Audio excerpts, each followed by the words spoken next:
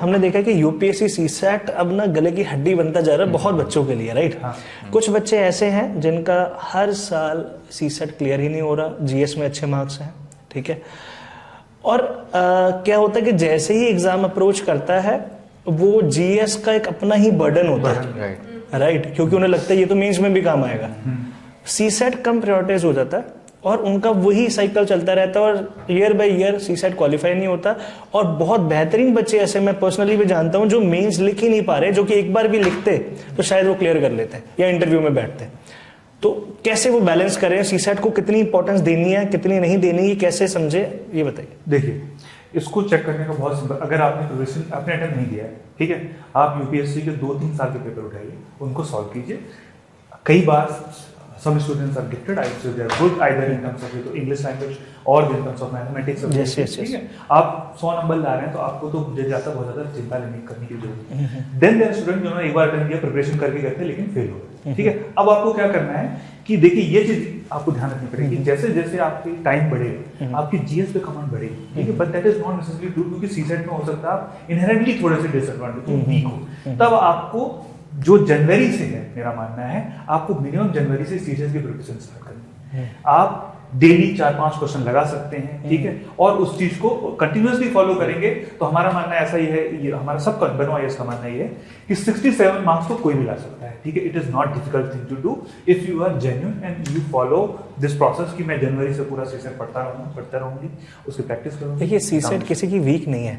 चक्कर ये है कि जीएस में मार्क्स लाने के बजाय आप सारा साल जीएस पढ़ते हो, सीसेट नहीं पढ़ते। अगर रोज 1 घंटा ही पढ़ते हो तो सीसेट में मार्क्स भी आते हैं आपके। वो भी बड़ा फैक्टर है। मैथमेटिक्स एंड कॉम्प्रिहेंशन दोनों ऐसी चीजें हैं जहां practice speaks. Yes, so practice speaks आपको पता है अगर already, doesn't hurt to like solve 10 और 5 क्वेश्चंस अ डे। आप बोलोगे क्वेश्चंस कहां से आएंगे, 2013 से पेपर्स उठा लो, सॉल्व कर लो, उनके आंसर्स भी सबके पास रेडी होते हैं। तो यूपीएससी की खुद की अपनी आंसर की है जो कि ऑफिशियल है, तो उसमें ये भी नहीं कि कॉम्प्रिहेंशन में पता नहीं ये आंसर होगा वो आंसर होगा, ऑफिशियल आंसर की is available.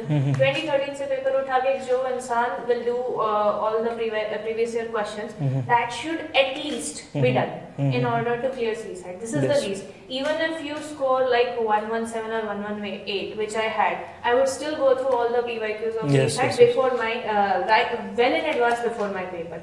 And before my paper, I have to revise it.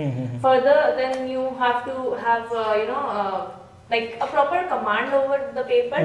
Otherwise क्या होगा, आपने सोचा ठीक है पिछले साल I got so much marks, या फिर आपने ये सोचा कि चलो मार्क्स नहीं आ रहे, फिर जीएस के पीछे लग के फायदा क्या है अगर सीसेट आप क्वालिफाई भी नहीं हो। जी मींस लिख ही नहीं पा रहे तो क्या use. You need to know your strong points कि आपको क्या चीज इजी लगती है। कॉम्प्रिहेंशन तो कॉम्प्रिहेंशन उठा लो, मैथमेटिक्स के ऐसे कुछ क्वेश्चंस होते हैं जो बहुत ज्यादा इजी होते हैं, ब्लड रिलेशंस हो गया या फिर वो ऐसे यही हो गया, सर्कुलर टेबल डिस्कशन हो गया, कुछ भी ऐसे क्वेश्चंस तो सॉल्व हो सकते हैं। तो इनको आइडेंटिफाई करना इंपॉर्टेंट है। सीसेट में time management is the only thing. Once you know which questions you like, solve them and you get your bare minimum. और वो पता ही ऐसे चलेगा जब आपने पहले प्रैक्टिस की होगी, तभी तो क्वेश्चन देख के समझोगे कि मुझे इसको हाथ डालना चाहिए कि नहीं डालना चाहिए। हाथ नहीं डालना छोड़ दो, अपस्ट्रीम डाउनस्ट्रीम नहीं आता है। एक सीधा देखे ना, अगर कैलकुलेशन देखे ना तो नेट 27.5 क्वेश्चंस ठीक चाहिए to clear the cut of.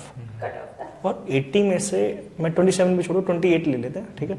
28 questions कोई बड़ी बात नहीं है।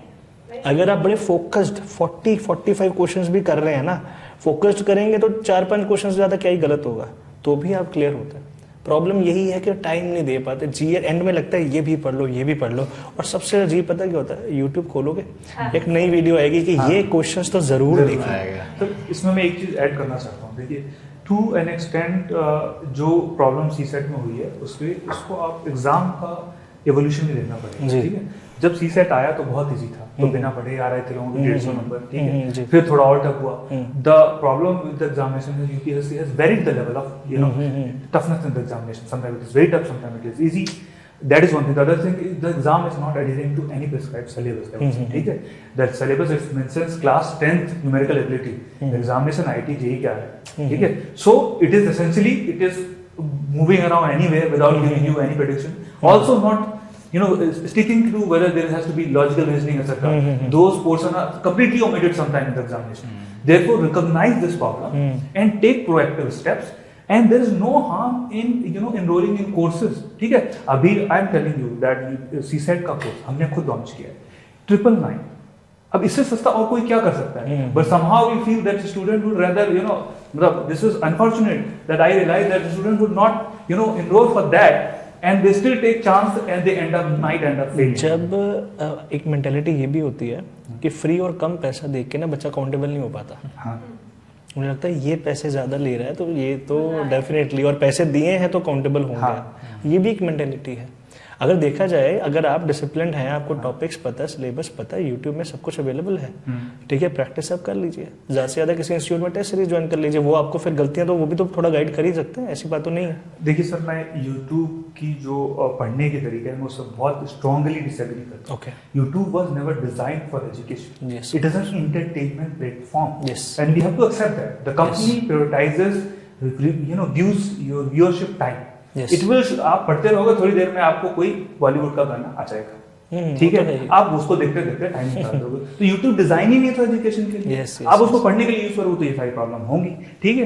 तो there are dedicated companies who are building product for education. Yes, अब yes. हमारे प्लेटफॉर्म पे अगर आप हमारे कोर्स में एनरोल करोगे तो बॉलीवुड का गाना नहीं आएगा, जी, जी, ठीक जी, है। इट इज डिजाइन फॉर जी, जी, एजुकेशन, जी। तो यूज दैट, ठीक है। Everything has a place. उसके बाद मैं मानता हूँ कि यूट्यूब आप खाली टाइम में यूज करो, ठीक है, but not for it is never was never design for education and anyone who use that is bound to fall prey to the algorithms which will prioritize watch time. जी, आप मुकर sir कुछ add करेंगे इस बारे में?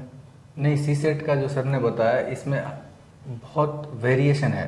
कोई student है आईआईटी बैकग्राउंड है, मैथमेटिक्स या इंग्लिश कॉम्प्रिहेंशन अच्छा है, they are easily able to manage it, right.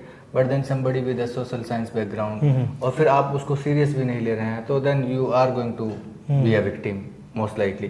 तो बेटर ये है कि आप कम से कम 5 महीने पहले, जैसे जनवरी से you can proceed with the basics and then lift yourself, और थोड़ा at the end you will realize कि एटलीस्ट जो बात कर रहे हैं आप 28 क्वेश्चंस का कर पाना, that will be an achievable target.